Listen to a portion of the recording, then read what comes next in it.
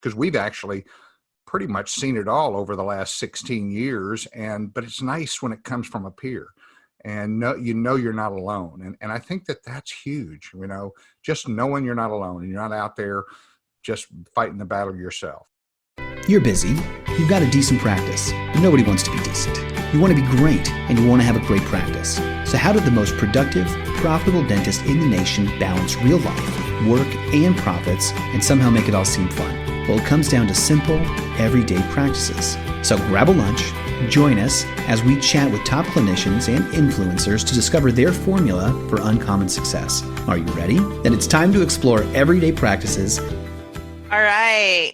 Welcome to Everyday Practices. I am your host, Regan Robertson, President and CMO with Productive Dentist Academy. My faithful and dubious co-host, Dr. Chad Johnson, wishes he could be here today to interview our special guest, but he's down in Coy, so he's only an hour and a half away from me. Usually he is several hour plane flight out in Iowa, and I'm in Washington. So today we're just a throw of the hat away, and he sends his wishes. So welcoming my very special guest today, we have Dr. Bruce B. Baird. Hi, Bruce. How you doing? Good, Reagan. How are you? Oh, I'm fantastic. I'm fantastic anytime I get to talk to somebody on this beautiful podcast. That's awesome. That's awesome. Yeah, Chad, you said he's down there. Well, he's way up there from where I'm at down here in Texas. Well, for everybody listening that doesn't know about Dr. Bruce B. Baird, he is the co-founder of Productive Dentist Academy, and I have known you for about a decade, but I'm going to go old school and read your bio so people can have a little chance to see who you are if they don't know who America's most productive dentist is. Dr. Bruce B. Baird is a cosmetic and family dentist based in the Dallas-Fort Worth Metroplex. He is also the co-founder, as I said, of Productive Dentist Academy, a business consulting and marketing company that equips dentists with strategies to improve treatment planning, team performance, and marketing. And he's the founder and chairman of the board for Compassionate Finance, a financial services company that offers payment solutions for dentists and other healthcare providers. With nearly 35 years experience leading a successful dental practice, Granbury Dental Center, Dr. Baird is an expert voice in dentistry, private practice ownership. He is also the host of the weekly podcast, The Productive Dentist. So officially, welcome, Dr. Baird. Oh, thanks, Reagan. I'm glad. This is my first time on the program. I'm pretty excited. Well, I am thrilled to have a few minutes with you.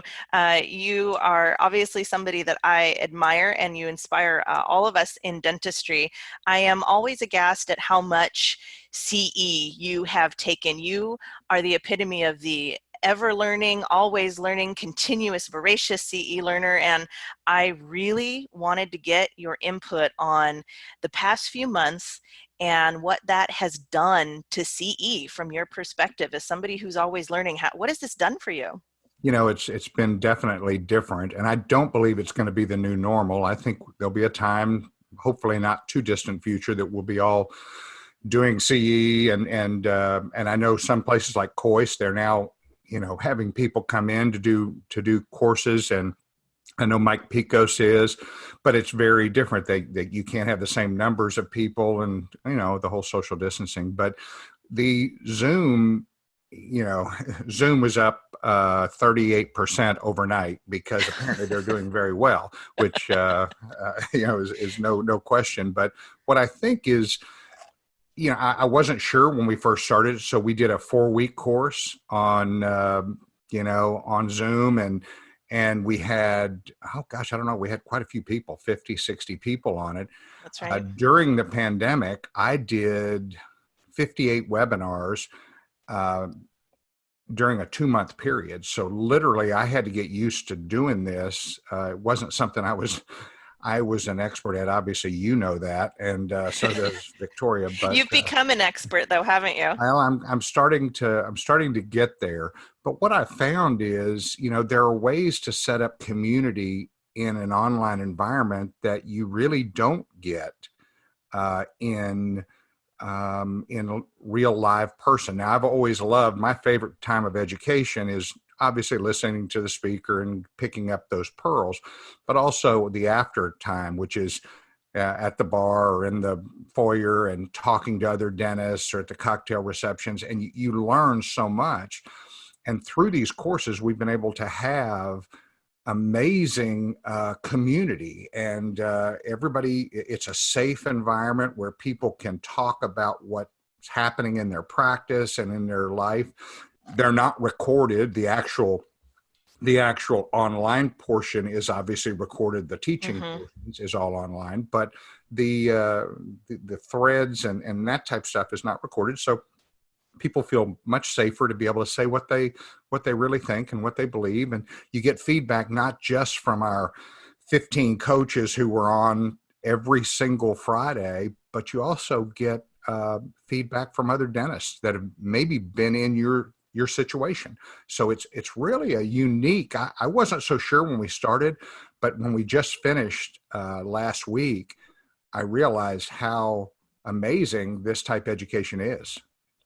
Now you're talking about our Business Impact Foundations program that we launched a couple of months ago. And I think, Yes. we dipped our toes in the water with the recovery tactics, and Right. that was something that you had kind of led the spear on with that. So it was a quick 30-day program. And for me, going to CE for, like I said, about a decade now, I get that rush, that adrenaline rush of meeting people in person Sure. and being together for 2 to 3 days and building some of those relationships. And I think all of us collectively, maybe you too, kind of held your breath and thought, how can we transform our education so that people were not just getting what they were getting at the workshop, but getting even more than that? And I think, how did you feel, like you said at the end of that, the difference in relationships? Was it different than just a couple of days of being together? What did you learn? Yeah, I just think you have, when you leave an in-person, unless you reach out and say, and you might get an attendee list from the group, but most of the time you're not used to reaching out through email or, text messaging. And it kind of sets it up so that you're actually communicating back and forth with people who have like practices or who are in the same situation. There were some that were moms, early practice, that had young kids. They were talking about their specific individual issues. And then there were a couple of startup docs that were talking about their issues. And of course, that allows us as coaches to come in and facilitate and to be able to add some more value to all of those, because we've actually pretty much seen it all over the last 16 years. But it's nice when it comes from a peer, and you're not alone. And I think that's huge, just knowing you're not alone and you're not out there just fighting the battle yourself. So Oh, you nailed it there, Bruce. One of the things that I love to kind of, listeners, to set this up, this is definitely different than just a class online. It's got this peer-to-peer component to it that I think is very different than what I see. It's not on Facebook. You're not just typing back and forth. You're in person, and it is, through power. Zoom is definitely a tool that's used for that. One of my favorite things is being at the live events. I would grab, one of our we call them Grand Slam doctors, one doctor that produces consistently, really high numbers and is really involved in their community. And we see these docs and they're struggling, and without a doubt, they can get over that hump. They can break through and get to the next level. And I'll say, let me grab Max for you. Let me grab Wade for you. I'm going to come. They've gone through the same thing. Right. I had no idea that we could do the exact same thing, only deeper, in this particular format. And I noticed in the breakouts, these doctors were coming up again with these barriers to breaking through to the next level. And we were able to do that same thing because peer to peer, you Right. get to be where you are, and you get these voices of experience. So Um, true. So yeah. So I noticed that you and Victoria brought in some really new, fun, different kind of elements, very different than the workshop, also to kind of meet them where they're at. So I was wondering if you could share with us some of your thoughts on these different new elements, such as the PDA cash runway model, for example. How does that help you predict your future of cash flows? What's your take on that? Well, it's critical. Most dentists, I mean, and I can only speak for myself, although I've had the experience of working with lots of dentists, but, I was never comfortable as a leader until I understood my business. And once I understood the business of dentistry, because most of us didn't have a course on the business of dentistry, it was just, here's your, go get a practice and then do the best you can. But having a cash runway allows you to predict, and I look at analytics and predictive analytics so that you know what you're producing, you know what your profits are, you know, and you're not counting on a CPA to send it to you 6 weeks after the fact. It's real time, it's real live, and some of the new metrics and all the new things that we look at, it's amazing. So it lowers your stress, and we know high stress individuals are not very productive. That's right. I can speak to that, but I also know that when productivity goes way up, it's usually stress is way down, and so you're hitting on all cylinders. And to know your business, that cash runway does that. And we also went into what was called the patient journey map, and how to align the team. And so it's more than just keeping track of the numbers. This course literally dove head first into team alignment and getting them on the same page with you. I actually did a podcast with Productive Dentist Podcast yesterday on team alignment. And it really is about how you communicate with your team.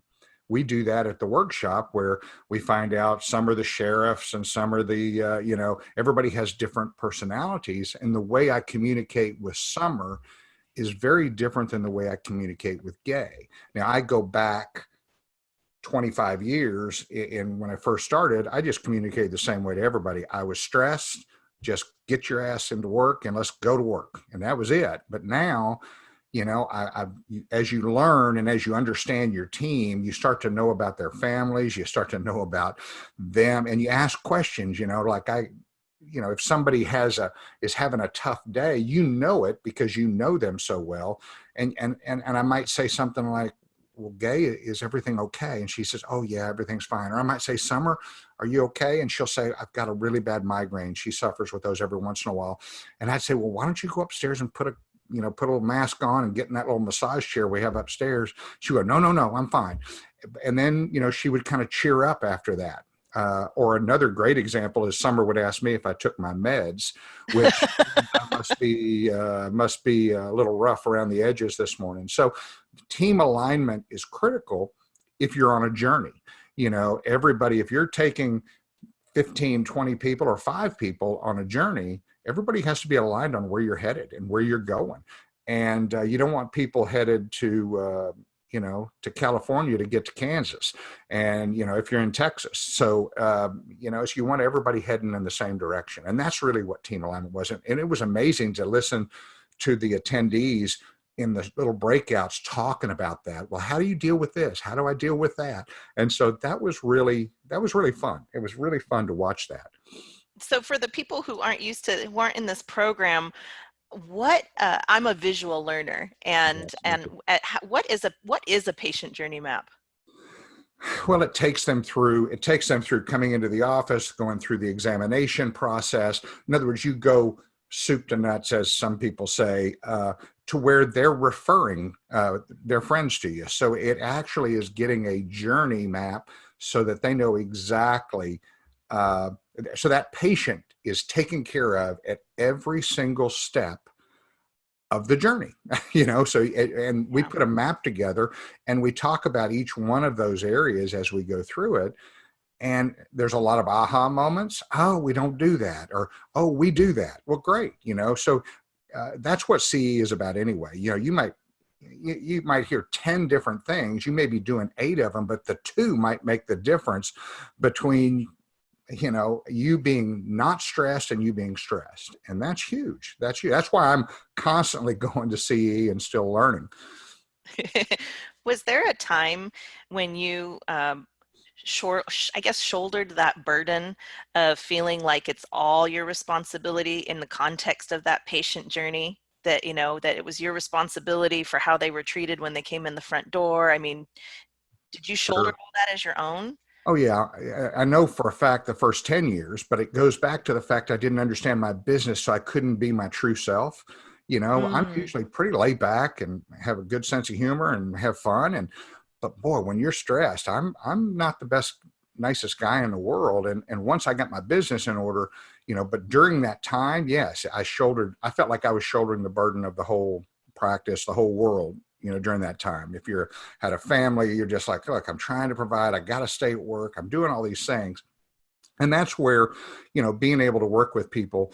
And once I got my business in line, then I began to actually enjoy dentistry again. And I started to get to know my team, and I started to train and educate. And I love educating people. I love teaching my team how to do things. And the more I taught them, the less I had to worry about them or worry about patients being taken care of, because they became experts in whatever area or whatever arena that they were working in my practice. And I became kind of the consultant. I'd come in, tell the patient, and in Texas, we don't have a lot of expanded duty. In fact, we have minimal. We have to give our own injections. We have to, we don't have, all that other stuff. But I'll tell you, we were able to become efficient, and that's not speed. That's just doing the right things and delegating to team members and having confidence in them. And I tell you what, the team members love it. They absolutely love being able to be a valued part of the team instead of just sucking spit or just answering the phone at the front. They know that they're part of a special group. And that's what changes everything to me. Well, I think it's a spoiler alert. Every human wants to feel valuable, and Absolutely. it takes a team to put that successful together, whether it's suck and spit or not. Shout out to my mom, an dental assistant for many years. Hey, Mama. That's right. That's right. Was there a pinnacle moment for you when you decided, I need to be looking at my business? Like, what was there comes a moment, I think, in everybody's journey where the fear, it no longer trumps change, and you start to say, I've got to increase my confidence. I've got to change the ship. Was there a moment for you where you decided, I need to know more about my business? Even in dental school, I felt very confident in talking to patients and doing the dentistry. I'm fortunate. My hand-eye coordination was good. I enjoyed doing the piddly things that dentists do. I love that. The business, I always wanted to be an entrepreneur. I have an entrepreneurial spirit, but that was with no business background. I just would come up with ideas and of all different kinds. But dentistry itself was very, very difficult because, and I was very fortunate also, I spent 4 years in the service. So I really had my clinical skills honed pretty nicely. A far cry from where I am today because I've continued to go to education, but I felt comfortable in my own skin as far as treating patients. But when it came to the business, I just didn't have it. I didn't understand it. So what did I do? Well, back then they weren't doing MBAs for dentists, and they weren't doing stuff like that. And so we're talking 35 years ago. So what I started doing is reading, and I started reading books on leadership, books on business, books on all this type of stuff. And then I started looking at, how do I track my business? I hated getting something from a CPA 6 weeks after and telling me I had a bad month when I thought it was a good month. I wanted to know day in and day out the data and what was our collections, what was our over-the-counter collection. So I was kind of doing my own dental intel, if you will. I was doing that 35 years ago. And I really want to know every single statistic until now today it's much easier. We can do it with software, but back then we didn't have that. And so I was very stressed until I got it down. Once I got it down, then I became my more authentic self, I think. Ooh, becoming your more authentic self. Does that mean, if I'm hearing you right, does that mean less stressed, more your laid back self? Yeah, more laid back, more enjoying the patients. When the patient said, I hate the dentist, I wouldn't go, well, I hate you too, so get the hell out of here. So, You never did that. I know, I never did that, but I wanted to, and so does everybody listening. So, but what I would do is I would say, nobody likes going to the dentist, and so it just, I don't know. My whole demeanor, my whole outlook on life changed when I was not so stressed. And I think that's, today it's easier to get there, much easier. It took me 8 years. Today, I think you could do it in 8 weeks. You could literally do it in 8 weeks instead of 8 years. So in a nutshell, what do you think Foundations is able to do for you and able to do for dentists? Because I know you have quote unquote kind of hung up the handpiece, but is that really fully true? Yeah, I mean, I still go in a little bit. I've got, I love dentistry. That's been the hardest part of kind of stepping away from the handpiece, but I've had some back issues. And so, it's good for me, but this course was one of those courses where it was so much fun to go through the course with everybody that was going through it, because we created it. It was completely created. Victoria, created the course, and I went through the course, took the little tests, and I mean, it made me think, okay, well, maybe this is way we should make some changes in the practice. And our practice, even during COVID, once we got back to work, our practice is at 110% productivity. And, how do you do that? Well, you better plan for it. It's not something that's just going to happen. Even though there was pent up demand, we had the opportunity to really, a once in a lifetime opportunity. And I hope. And that was COVID-19, because everybody usually, most dentists are always they don't ever look at their business. They just work hard. And they're worried about the guy down the street or the gal down the street. They're worried about the other practices in the area. They're not worried about their own. But now you can't go to work for 6 weeks or 8 weeks or 10 weeks. You can't even see patients. You better know your business now. You better know everything about your business. And that really caused us to focus and understand, oh crap, we have docs that are getting away from PPOs. We have docs that are, doing their own QuickBooks, which we highly recommend, and doing their own analytics. And it gave them that pause for 6 to 10 weeks to literally get their business in order. And the ones who did that are the ones who are crushing it right now. They are literally crushing it. Wow.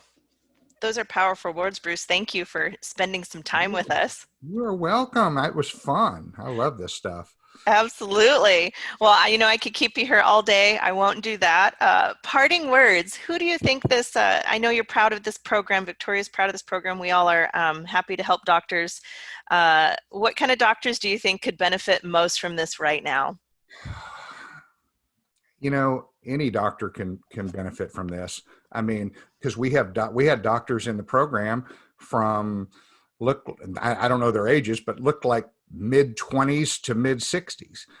And each one had other peers that they were talking to about stuff. We talked from, again, soup to nuts. We were talking from, about all of it. So I really don't think, I think it's good for anybody who doesn't have limiting beliefs. If you don't have limiting beliefs, if you believe your office could be better, if you believe you can be a better dentist, if you believe you can communicate better, any of those things, if you believe that, then this is the perfect course for you. I think you'll have a blast. You'll enjoy it. One of my best friends, as a matter of fact, a couple of my best friends, my brother went through it, my younger brother, who's a dentist, and he went through it. He loved it. But Dr. Regan Robertson, my buddy from Harlem in New York, went through the course with us, and he was the first attendee to PDA 16 years ago. I didn't know that. He was the first attendee. He came to Dallas, and he was the first guy to come through the program. So he would be a good one to get a little testimonial from.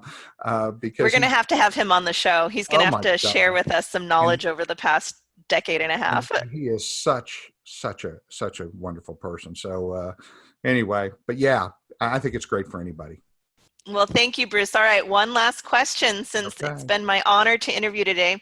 Quick question, first thing that comes to mind, all right? Okay. Bacon or eggs? Oh, we're going to go bacon. I would not expected anything else. Yep, we're going bacon. Thick cut. Yeah, we're good. Smoked pork belly?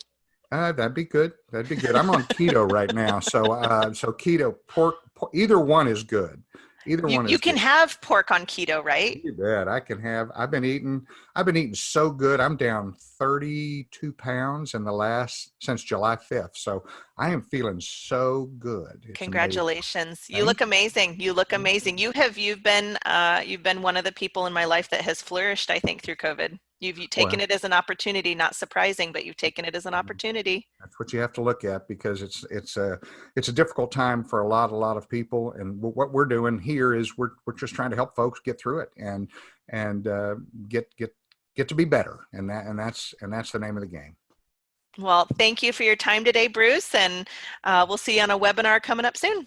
Okay. Thanks, Reagan. Talk to you soon. Huge announcement. PDA Business Impact Foundations program is now open for enrollment. Beginning September 17th, this 8-week virtual experience is nothing like anything you've ever experienced before. Get ready to build your business foundation for profit and life balance. Go to www.productivedentist.com/foundations and use the code PODCAST for $500 off tuition. You want to see Bruce? You want to see Victoria? You want to see the PDA gang? Get yourself to Business Impact Foundations program. This is limited to only 30 doctors. That's it. Grab your seat before it's gone. Again, go to www.productivedentist.com/foundations, promo code podcast at checkout. We look forward to seeing you there. Bring your lunch or take us to the gym again next week to improve your everyday practices. Also, subscribe on iTunes, follow us on social media, and sign up for our email list. Now get out there and win with everyday practices.